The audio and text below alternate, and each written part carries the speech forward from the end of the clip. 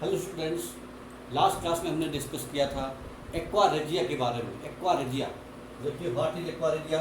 Last class में हमने बताया था ये aqua regia. Aqua regia is the mixture of, it is a mixture of, it is a mixture of nitric acid HNO3, वो भी कौन सा, कंसनट्रेट नाइट्रिक एसिड HNO3 और कंसनट्रेट HCl, दोनों कंसनट्रेट होने चाहिए। इनका 1:3 में जो रेशियो है, इसी को बोलते हैं हम लोग एक्वा रेजिया। तो एक्वा रेजिया एक पावरफुल एसिड है जो दो एसिड का मिक्सचर है। कौन से दो एसिड? नाइट्रिक एसिड और हाइड्रोक्लोरिक एसिड का 1:3 के रेशियो में, दोनों एक कंसनट्रेटेड फॉर्म में होते हैं ये, और उसमें आपकी मोस्टली मेटल्स डिजॉल्व हो जाती हैं, यहाँ तक कि आपका गोल्ड, प्लेटिनम, सिल्वर जैसी मेटल भी इसमें डिजॉल्व हो जाती हैं। जबकि खाली अगर हम कंसनट्रेट HCl में, अगर हम खाली कंसनट्रेट HCl ले लें, कंसनट्रेट HNO3 अकेला एलोन, या केवल कंसनट्रेट HCl ले लें एलोन, तब ये मेटल डिजॉल्व नहीं होती। जैसे गोल्ड वगैरह इसमें डिजॉल्व नहीं होते। Gold and platinums are not dissolve,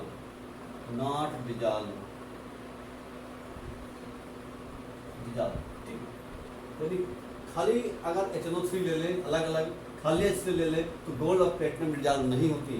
लेकिन जब दोनों का मिक्सचर लेते हैं, यानी एक्वा रेजिया लेते हैं, और किस रेशियो में, 1:3 के रेशियो में 1 पार्ट नाइट्रिक एसिड और 3 पार्ट हाइड्रोक्लोरिक एसिड लेंगे, तब इसको हम एक्वा रेजिया कहते हैं। और उसमें ये जो आपकी गोल्ड, प्लेटिनम जैसी मेटल भी डिजॉल्व हो जाती हैं। ये एक प्रकार का पावरफुल एसिड है। आपको ध्यान रखना है, एक्वा रेजिया एक दो प्रकार के एसिड का मिक्सचर है, उसमें मोस्टली मेटल डिजॉल्व हो जाती हैं। तो बच्चों ये है एक्वा रेजिया। इसके बाद में हम पढ़ेंगे बच्चों activity of series. Aqua regia के बाद एक्टिविटी सीरीज या रिएक्टिविटी सीरीज भी कहते हैं इसको, या एक्टिविटी सीरीज भी कहते हैं। एक्टिविटी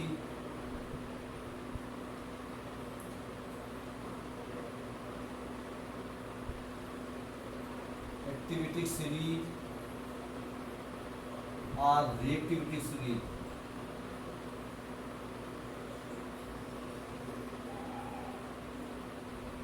एक्टिविटी सीरीज और रिएक्टिविटी सीरीज। बच्चों हमने देखा कुछ रिएक्शन के पीछे बहुत सारे जो एलिमेंट थे उनकी रिएक्टिविटी बहुत ज़्यादा थी। कुछ एलिमेंट ऐसे होते हैं जिनकी रिएक्टिविटी मॉडरेट होती है, और बहुत सारे एलिमेंट ऐसे भी होते हैं जिनकी रिएक्टिविटी काफ़ी कम होती है। जैसे कि हमने देखा पिछले रिएक्शंस में, केमिकल प्रॉपर्टी में जो हमने स्टडी किया, तो हमने क्या ऑब्जर्व किया कि कुछ एलिमेंट की रिएक्टिविटी बहुत ज़्यादा है। जैसे सोडियम, पोटेशियम, मैग्नीशियम वगैरह, ये काफ़ी रिएक्टिव मेटल हैं, कैल्शियम। लेकिन एल्युमिनियम, जिंक वगैरह जो थे मेटल, आयरन, ये इनकी रिएक्टिविटी मॉडरेट रिएक्टिविटी है। और तीसरी तरफ कुछ ऐसे एलिमेंट हैं जैसे आपका कॉपर है, गोल्ड है, मर्क्यूरी है, सिल्वर है, ऐसे एलिमेंट इनकी रिएक्टिविटी काफ़ी कम होती है। यहाँ पर 3 प्रकार के जो एलिमेंट हैं, कुछ आपके हाईली रिएक्टिव, कुछ आपके मॉडरेटली रिएक्टिव, और कुछ ऐसे एलिमेंट हैं जिनकी रिएक्टिविटी बहुत कम होती है। They are least reactive elements कहे जाते हैं। तो एक्टिविटी सीरीज का मतलब यही है, जैसा कि इसका नाम से पता चल रहा है, कि हम एलिमेंट को उनके डिक्रीजिंग रिएक्टिविटी के आर्डर में रखेंगे, और उससे जो एलिमेंट टॉप पर होगा उसकी रिएक्टिविटी सबसे ज़्यादा होगी, और जो एलिमेंट बॉटम पर होगा उसकी रिएक्टिविटी सबसे कम होगी। तो इसकी डिफिनीशन है the arrangement of metals, the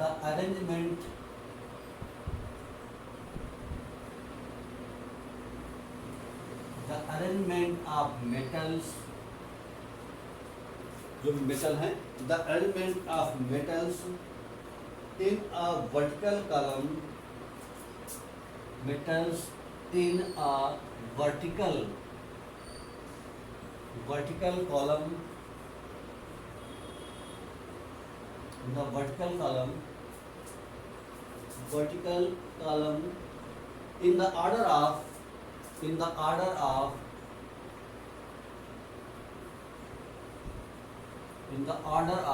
decreasing, in the order of decreasing reactivity is called decreasing reactivity in the order of decreasing reactivity is called reactivity is called reactivity series of the metals is called reactivity series of the metals. Reactivity series of the metals. तो ये definition आपको ध्यान में रखना है कि the arrangement of metals in vertical का मतलब इस तरीके से, यानी ये वर्टिकल लाइन ऊपर से नीचे की ओर, तो in vertical column in the order of decreasing reactivity is called reactivity series of the metal. मतलब हम एक वर्टिकल कॉलम से ऊपर से नीचे की ओर हम उनको डिक्रीजिंग ऑर्डर में लिख रहे हैं, यानी जो मेटल ज़्यादा रिएक्टिव है उसको हम ऊपर रख रहे हैं और जो मेटल कम रिएक्टिव है उसको हम उसके नीचे रखते जा रहे हैं, और सबसे लास्ट में वो मेटल रहेंगी जिनकी रिएक्टिविटी सबसे कम होगी। इसी को बोलते हैं हम लोग एक्टिविटी या रिएक्टिविटी सीरीज। तो एक्टिविटी सीरीज या रिएक्टिविटी सीरीज का डिफिनेशन क्या है? The arrangement of metals in a vertical column in the order of decreasing reactivity is called reactivity series of the metals. अब इनकी जो रिएक्टिविटी सीरीज है उसको हम लोग देखते हैं कि रिएक्टिविटी सीरीज में कौन कौन से जो एलिमेंट हैं, तो आपको देखना है कौन कौन से एलिमेंट टॉप पर हैं और कौन कौन से एलिमेंट उसके नीचे हैं, और हाइड्रोजन की पोजीशन कहाँ पर है। तो हम लोग बच्चों एक्टिविटी सीरीज या रिएक्टिविटी सीरीज देखने जा रहे हैं। तो ये है रिएक्टिविटी सीरीज, रिएक्टिविटी सीरीज। इसमें जो सबसे टॉप पर जो एलिमेंट है उसका नाम है बच्चों पोटेशियम सबसे टॉप पर है। फिर सोडियम के बाद कैल्शियम के बाद मैग्नीशियम के बाद एल्युमिनियम, जिंक, उसके बाद जिंक के बाद है आयरन, टिन,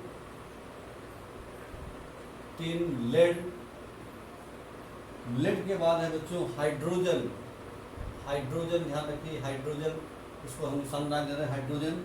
उसके बाद में कॉपर के बाद है आपका मर्क्यूरी, और मर्क्यूरी के बाद है सिल्वर, और सिल्वर के नीचे है गोल्ड, Au। इस तरीके से देख रहे हैं कि यानी ऊपर से नीचे जाने पर ये सीरीज इस तरीके से नीचे आ रही है। It means potassium is most reactive metal. Potassium सबसे ज़्यादा रिएक्टिव है। एंड गोल्ड Au यानी गोल्ड, इसको गोल्ड कहते हैं हम लोग, गोल्ड का सिंबल है ये। Gold is least reactive.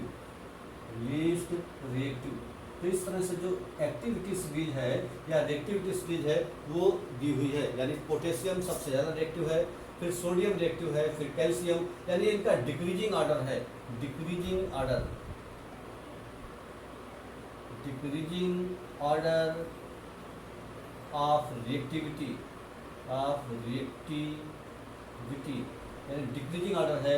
सबसे ज़्यादा पोटेशियम है, फिर सोडियम, फिर कैल्शियम, फिर magnesium, then aluminium, zinc, iron, tin, lead and so on. तो इसका मतलब दिखाई पड़ रहा है यहाँ पर एक हाइड्रोजन बीच में रखा गया है। कुछ एलिमेंट हाइड्रोजन से ऊपर रखे गए हैं, कुछ एलिमेंट हाइड्रोजन से नीचे रखे गए हैं, यानी हाइड्रोजन से कंपेयर करके ही हमने कुछ एलिमेंट को ज़्यादा रिएक्टिव माना है और कुछ एलिमेंट को कम रिएक्टिव माना है। ठीक है, यहाँ पर हम देख रहे हैं इस जो रिएक्टिविटी सीरीज में सबसे ज़्यादा रिएक्टिव एलिमेंट है उसका नाम है पोटेशियम, और उसके बाद है फिर सोडियम, फिर कैल्शियम, और सबसे कम रिएक्टिव एलिमेंट है उसका नाम है गोल्ड। तो ये बच्चों है रिएक्टिविटी सीरीज। और रिएक्टिविटी सीरीज का मतलब है the element of metals in vertical column in decreasing order of their reactivity, यानी जो एलिमेंट्स हैं, जो मेटल्स हैं, उनको हमने वर्टिकल कॉलम में रखा है और उनके रिएक्टिविटी के डिक्रीजिंग ऑर्डर में रखा है। जो टॉप पर एलिमेंट है यानी पोटेशियम, ये सबसे ज़्यादा रिएक्टिव है, और जो बॉटम में एलिमेंट है वो आपका सबसे कम रिएक्टिव है। इस तरीके से गोल्ड लीस्ट रिएक्टिव हुआ और पोटेशियम सबसे ज़्यादा रिएक्टिव हुआ। अब बच्चों एक बात हमें और समझनी है कि आखिर हाइड्रोजन से जो ऊपर वाले हैं वो क्यों ज़्यादा रिएक्टिव हैं और हाइड्रोजन से जो नीचे वाले हैं वो कम क्यों रिएक्टिव हैं। तो यहाँ पर लिखेंगे उसका रीज़न ये है कि जो हाइड्रोजन से ऊपर वाले एलिमेंट हैं, जैसे एग्जाम्पल के लिए पोटेशियम, सोडियम और कैल्शियम, ये सारे एलिमेंट हाइड्रोजन से ऊपर रखे गए हैं, इसका मतलब इनकी रिएक्टिविटी हाइड्रोजन से ज़्यादा है। तो आखिर हाइड्रोजन से ज़्यादा इनकी रिएक्टिविटी क्यों है? उसका रीज़न ये है कि ये जो एलिमेंट हैं, पोटेशियम, सोडियम, कैल्शियम, जितने भी हाइड्रोजन से ऊपर एलिमेंट रखे गए हैं, वो सारे एलिमेंट के पास इलेक्ट्रॉन को लूज करने की टेंडेंसी ज़्यादा होती है। यानी वो हाइड्रोजन के कंपेरिजन में ज़्यादा आसानी से इलेक्ट्रॉन लूज करके कैटायन बना सकते हैं। यानी पोटेशियम आसानी से इलेक्ट्रॉन लूज कर देगा, सोडियम भी आसानी से इलेक्ट्रॉन लूज करके पॉजिटिव चार्ज यानी कैटायन फॉर्म कर लेगा। ऐसे कैल्शियम भी क्या करेगा, इलेक्ट्रॉन लूज करके आपका आयन बना लेगा, जबकि हाइड्रोजन इतनी आसानी से वो काम नहीं कर पाता। यही वजह है कि जो हाइड्रोजन से ऊपर वाले जो एलिमेंट हैं उनकी रिएक्टिविटी हाइड्रोजन से ज़्यादा होती है। तो रिएक्टिविटी बच्चों ज़्यादा होने के पीछे रीज़न क्या है कि आसानी से इलेक्ट्रॉन लूज करके कैटायन बना लेना। यानी ये जो एलिमेंट हैं जो हाइड्रोजन से ऊपर रखे गए हैं, उन एलिमेंट के अंदर खास बात ये रहती है कि वो आसानी से इलेक्ट्रॉन लूज करके पॉजिटिव चार्ज आयन में कन्वर्ट हो जाते हैं, जबकि हाइड्रोजन उतनी आसानी से नहीं हो पाता। इसलिए ऐसे एलिमेंट की रिएक्टिविटी हाइड्रोजन से ज़्यादा होती है। फिर दूसरा बच्चों, जो हाइड्रोजन से नीचे वाले जो एलिमेंट हैं इनकी रिएक्टिविटी हाइड्रोजन से कम क्यों होती है? तो उसका भी रीज़न इसी में छुपा हुआ है, क्योंकि जो नीचे वाले एलिमेंट हैं ये हाइड्रोजन के कंपेरिजन में आसानी से इलेक्ट्रॉन लूज नहीं कर पाते। यानी अब इनके कंपेरिजन में हाइड्रोजन ज़्यादा आसानी से इलेक्ट्रॉन लूज कर देता है। इसका मतलब इन एलिमेंट के कंपेरिजन में हाइड्रोजन ज़्यादा रिएक्टिव हुआ। इसका मतलब बाकी जो हाइड्रोजन से नीचे वाले एलिमेंट हैं वो हाइड्रोजन के कंपेरिजन में कम रिएक्टिव हैं। इसका मतलब हम हाइड्रोजन से कंपेयर करते हैं कि हाइड्रोजन कितनी आसानी से इलेक्ट्रॉन लूज कर रहा है। अगर कोई एलिमेंट उससे ज़्यादा आसानी से इलेक्ट्रॉन लूज कर सकता है तो इसका मतलब उसकी रिएक्टिविटी ज़्यादा होगी। अगर कोई एलिमेंट ऐसे है जो हाइड्रोजन के कंपेरिजन में कम आसानी से इलेक्ट्रॉन लूज कर पाते हैं, इसका मतलब उनकी रिएक्टिविटी हाइड्रोजन से कम होगी। इस तरह से बच्चों जो रिएक्टिविटी है वो डिपेंड करती है कि हाइड्रोजन से कंपेयर करके, यानी हम हाइड्रोजन के रिस्पेक्ट में आसानी से वो एलिमेंट इलेक्ट्रॉन लूज कर पा रहा है या मुश्किल से। उसी बात को हम लोग कहते हैं कि एक्टिविटी स्केल। और इस तरीके से हम जानते हैं कि कौन सा एलिमेंट ज़्यादा रिएक्टिव है और कौन सा एलिमेंट कम रिएक्टिव है। उसके बाद बच्चों अब हम अगले हेडिंग पढ़ेंगे, reaction of metal with salt solution.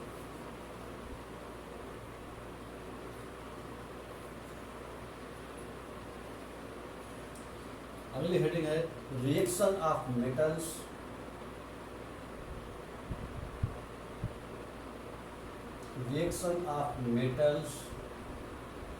with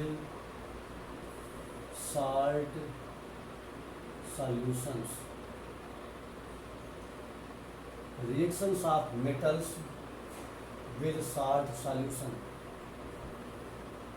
reaction of metals with salt solution, यानी साल्ट सॉल्यूशन जो है उनके साथ जो आपका मेटल का रिएक्शन होगा। तो साल्ट सॉल्यूशन के साथ जब रिएक्शन का मेटल का रिएक्शन होगा तब यहाँ पर ये ध्यान रखना पड़ेगा कि कौन सी मेटल ज़्यादा रिएक्टिव है और कौन सी मेटल कम रिएक्टिव है। उसके लिए रूल ये है कि more reactive metal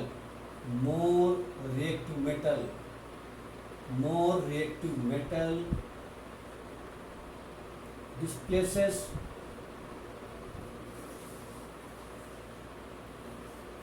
less reactive metal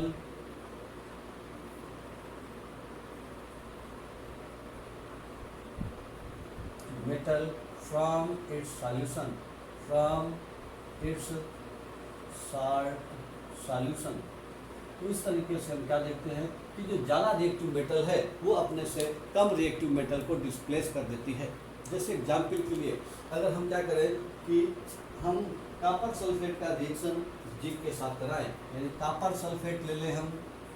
copper sulphate आपका ये ब्लू कलर का सॉल्यूशन रहता है और यहाँ पर हम एक आयरन की रॉड ले लें या जिंक की रॉड ले लें। तो यहाँ पर हम देखते हैं कि आयरन जब रिएक्टिविटी स्क्रीन में देखते हैं कॉपर और आयरन की पोजीशन को, तो देखते हैं कि जो आयरन की पोजीशन ऊपर है और कॉपर की पोजीशन नीचे है। इस तरीके से इसका मतलब ये हुआ कि here iron is more reactive than copper. तो यहाँ पर क्या होगा कि यानी जो आयरन है वो कॉपर को डिस्प्लेस कर देगी और FeSO4 बना लेगा और कॉपर आपका अलग हो जाएगा।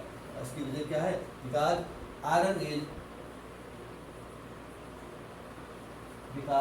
Iron is more reactive iron is more reactive than copper, यानी आयरन कॉपर से ज़्यादा रिएक्टिव है। ठीक है, अब इसी को क्वेश्चन को अगर हम इस तरीके से लिख देते हैं कि FeSO4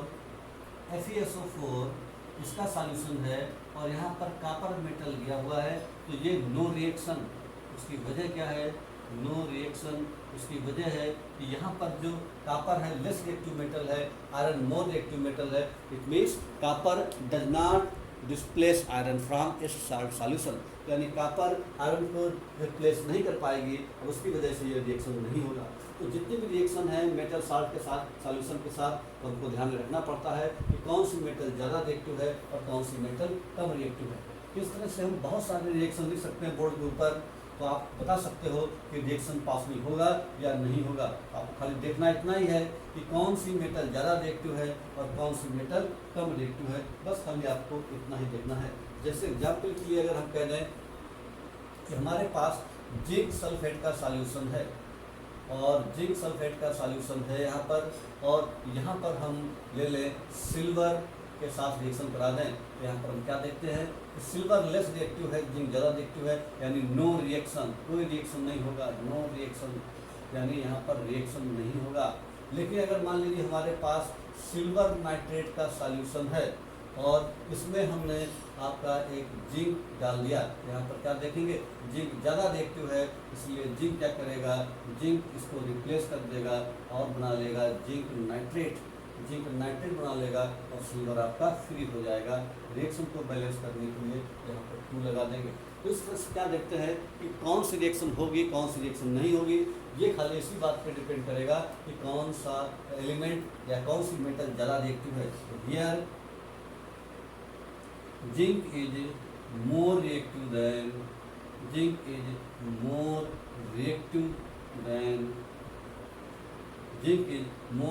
देन सिल्वर से ज़्यादा रिएक्टिव है, इसलिए ये रिएक्शन हो पा रहा है, अदरवाइज ये रिएक्शन नहीं हो पाता।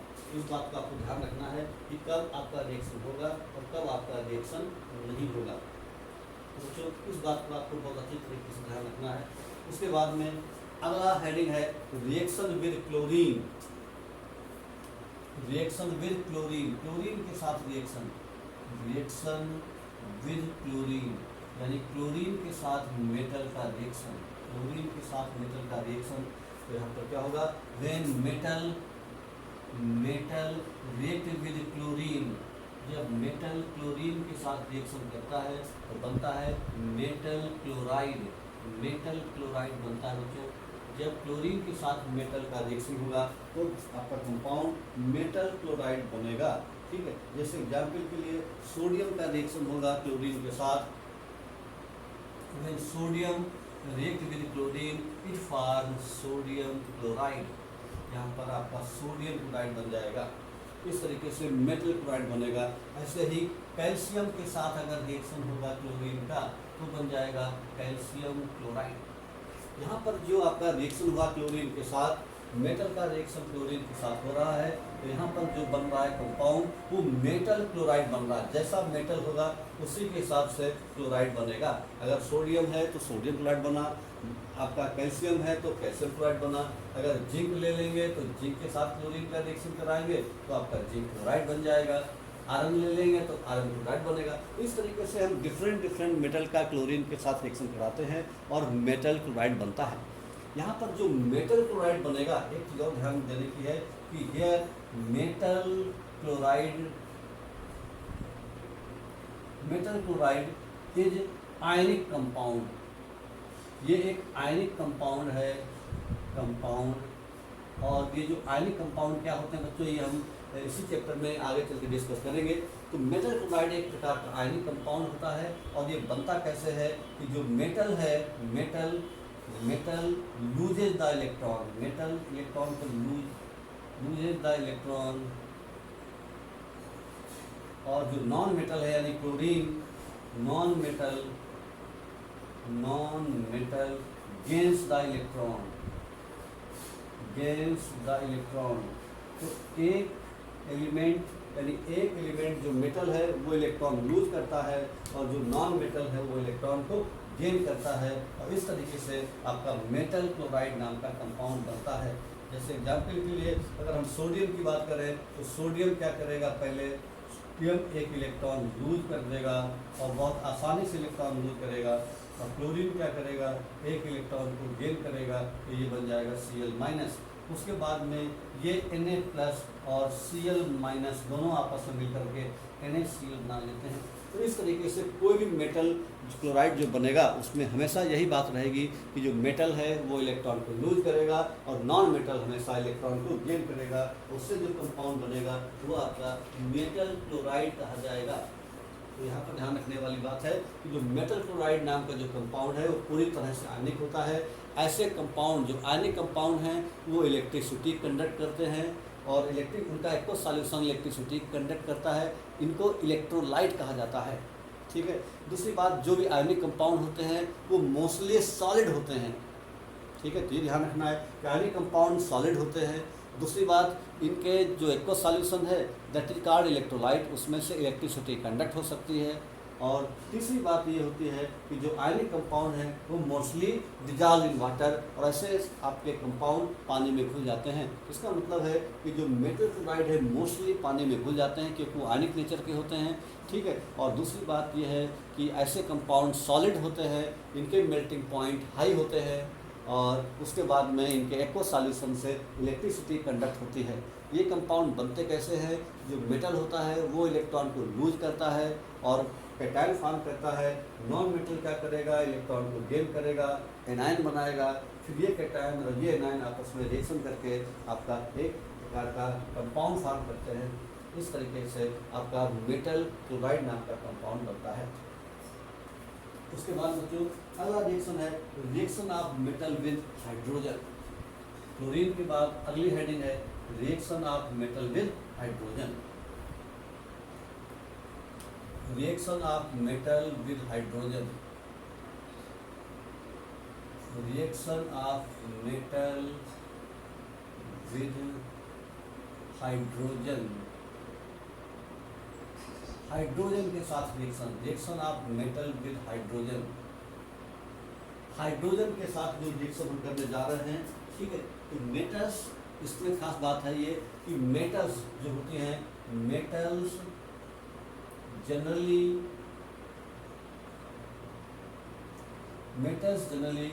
डू नॉट react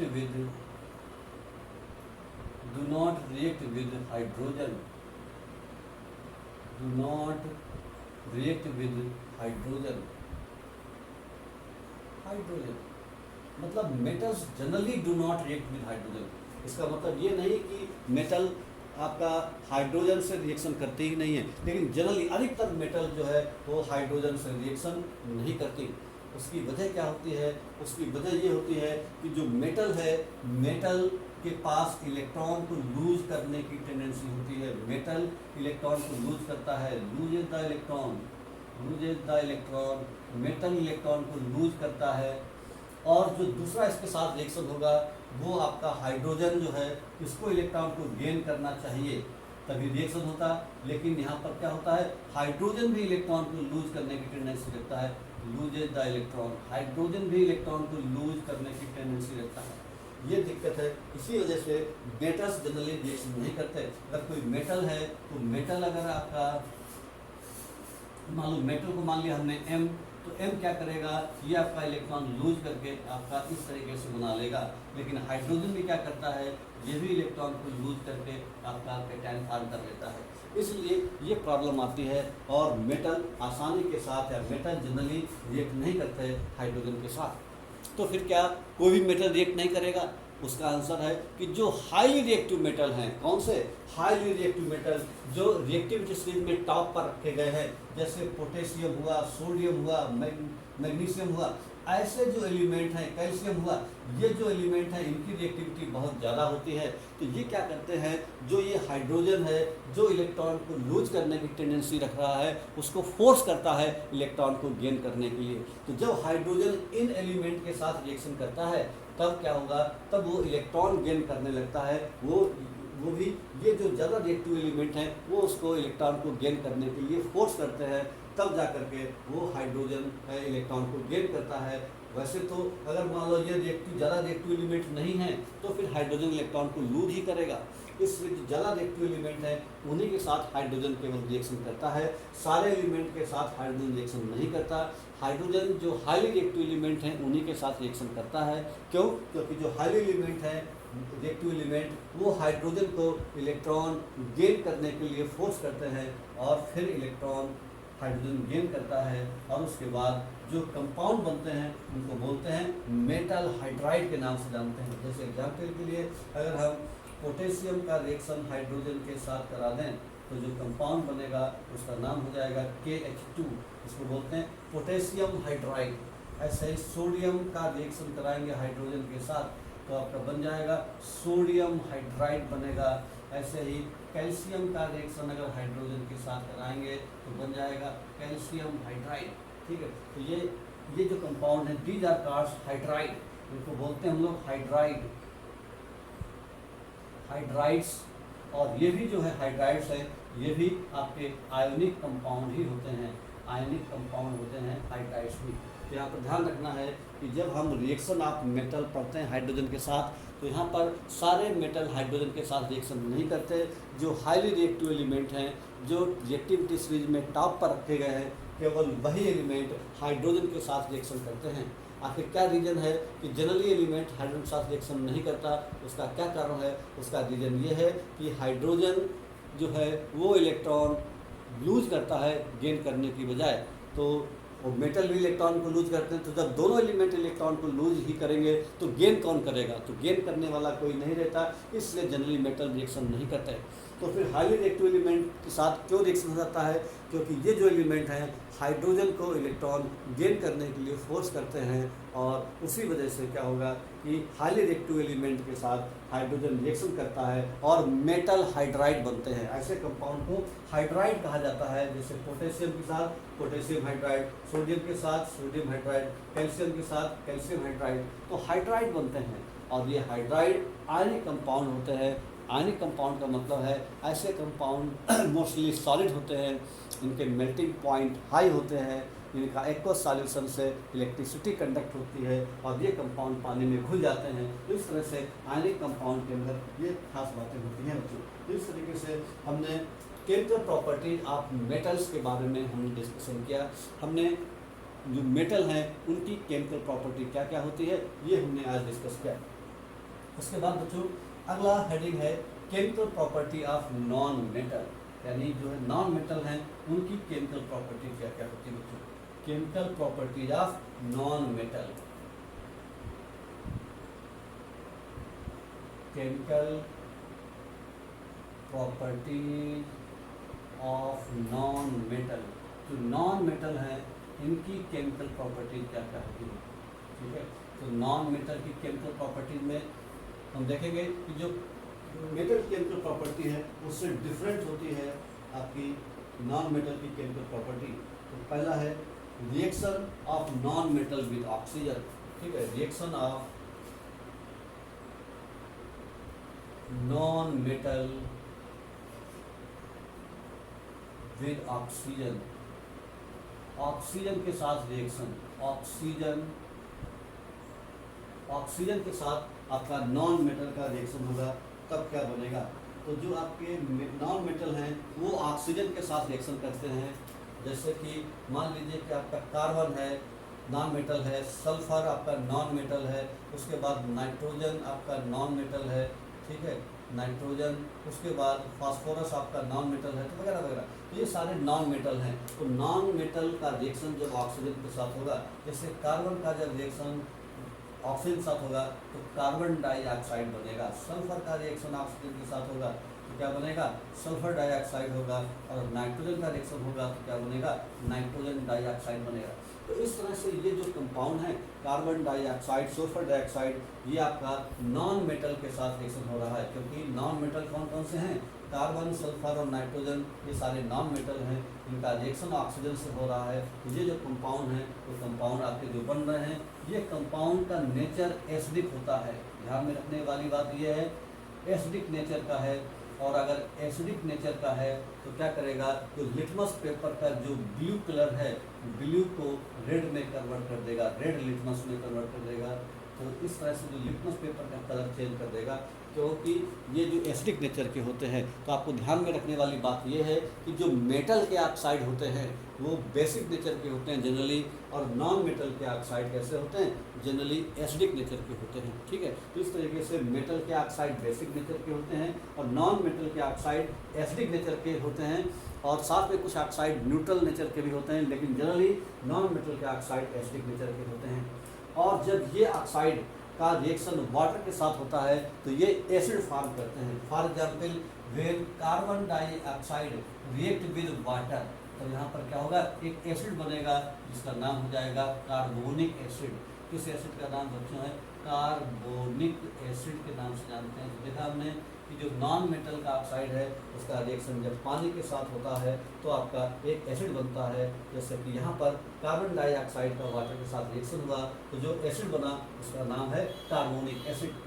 ठीक उसी तरह से अगर सल्फर का ऑक्साइड हम ले लें तो सल्फर के ऑक्साइड का जब रिएक्शन कराएंगे तो सल्फर के ऑक्साइड का रिएक्शन होगा वाटर के साथ, तब यहाँ पर जो कंपाउंड बनेगा उसका नाम हो जाएगा H2SO3। इसको कहते हैं सल्फ्यूरस एसिड, सल्फ्यूरस एसिड के नाम से जानते हैं। और ऐसे ही अगर नाइट्रोजन का ऑक्साइड है और यहाँ पर वाटर के साथ रिएक्शन हो रहा है तो बनेगा बच्चों HNO2, जिसका नाम है नाइट्रस एसिड। नाइट्रस एसिड यहाँ पर ये भी ध्यान में रखना है कि जब नॉन मेटल का ऑक्साइड बनता है तो पहली बात है वो एसिडिक नेचर का होता है, और अगर उस ऑक्साइड का रिएक्शन वाटर के साथ कराया जाए तो हमको हमेशा एक एसिड मिलता है। और उन एसिड के नाम हमने लिए हैं, जैसे कि अगर कार्बन डाइऑक्साइड का रिएक्शन कराया जाएगा तो बनेगा कार्बोनिक एसिड, और नाइट्रोजन डाइऑक्साइड के साथ रिएक्शन होगा तब बनेगा नाइट्रस एसिड, और सल्फर डाइऑक्साइड के साथ रिएक्शन होगा तो बनेगा आपका, उस कंपाउंड को बोलते हैं हम लोग, सल्फर डाइऑक्साइड के साथ जब रिएक्शन करेगा तब बनेगा आपका सल्फ्यूरस एसिड। तो इस तरीके से हमने क्या देखा कि इसका जब रिएक्शन होता है तब आपका बनता है एसिड। उसके बाद में अगला रिएक्शन है reaction of non metal with water. यहाँ पर है non metals do not react with water to evolve hydrogen gas. Reaction of non metals with water, reaction of non metals with water. Water यानी दूसरी property है कि जो non metal है, non metal का रिएक्शन वाटर के साथ होता है तो क्या होगा, आप देख सकते हैं non metals do not react with water and do not evolve hydrogen gas. Hydrogen gas, hydrogen gas जैसे कि मेटल अगर आपका रिएक्शन करता था वाटर के साथ तो हाइड्रोजन गैस को इवॉल्व करता था, जबकि नॉन मेटल हाइड्रोजन इवॉल्व नहीं करेंगे और ना ही वो नॉन मेटल के साथ रिएक्शन करेंगे वाटर के साथ। तो इस तरीके से मेटल वाटर के साथ रिएक्शन करता है जबकि नॉन मेटल वाटर के साथ रिएक्शन नहीं करता। ठीक है, तो यहाँ पर ध्यान रखने वाली बात है नॉन मेटल वाटर के साथ रिएक्शन नहीं करेगा। अगला रिएक्शन है reaction of non metal with dilute acid. अगले है जिन है reaction of non metals with dilute acid. Reaction of non metals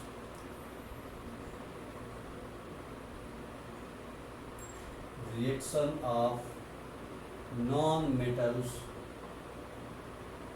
reaction of non metals with dilute acid.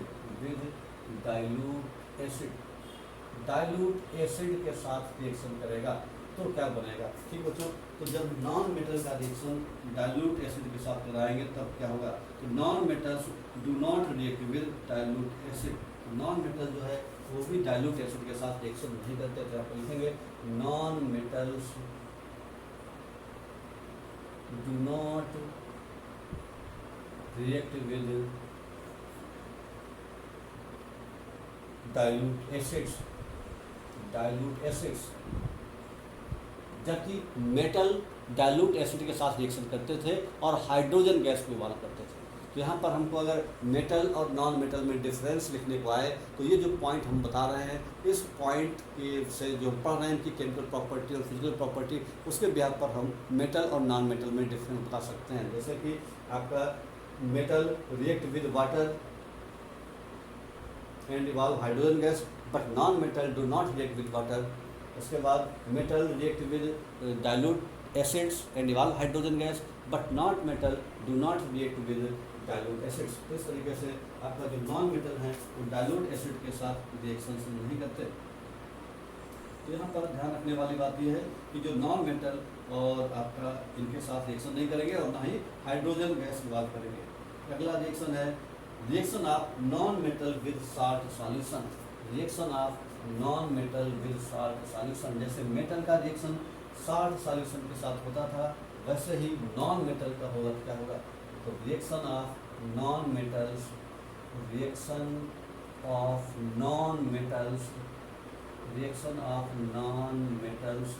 With salt solution. तो अब हम नॉन मेटल का जो reaction है वो हम साल्ट सॉल्यूशन के साथ रिएक्शन कराने जा रहे हैं। जैसे एग्जाम्पल के लिए अगर हम सोडियम ब्रोमाइड का रिएक्शन क्लोरीन के साथ कराएं तो सोडियम ब्रोमाइड का जो एक्वस सॉल्यूशन और यहाँ पर हम क्लोरीन के साथ रिएक्शन कराएं तो यहाँ पर जो कंपाउंड है यहाँ पर बन जाएगा आपका 2NaCl बन जाएगा और साथ में ब्रोमीन गैस अलग हो जाएगी। तो 2NaCl बनेगा, यहाँ पर 2NaCl बनेगा, 2NaCl एक्वस और प्लस Br2, जो Br2 है वो एक्वस। इस तरह से क्या देख रहे हैं कि ये क्लोरीन जो यहाँ पर कॉन्सेप्ट ये है, जैसे हमने मेटल के साथ जब रिएक्शन कराया था तो हमने देखा था कि जो ज़्यादा रिएक्टिव मेटल है वो अपने से कम रिएक्टिव मेटल को डिस्प्लेस कर देती है। यहाँ पर भी यही रूल है, जो ज़्यादा रिएक्टिव नॉन मेटल है वो अपने से कम रिएक्टिव नॉन मेटल को डिस्प्लेस कर सकती है। यहाँ पर क्लोरीन की रिएक्टिविटी ब्रोमीन से ज़्यादा है, तो यहाँ पर हम कह सकते हैं क्लोरीन ने ब्रोमीन को रिप्लेस कर दिया। Here reactivity of non metal chlorine is greater than bromine. तो ब्रोमीन से ज़्यादा इसकी रिएक्टिविटी है, इसलिए क्लोरीन ने ब्रोमीन को रिप्लेस कर दिया। रिएक्टिविटी का ऑर्डर ये है हेलोजन में, फ्लोरीन सबसे ज़्यादा रिएक्टिव है, फिर क्लोरीन, फिर ब्रोमीन, फिर आयोडीन।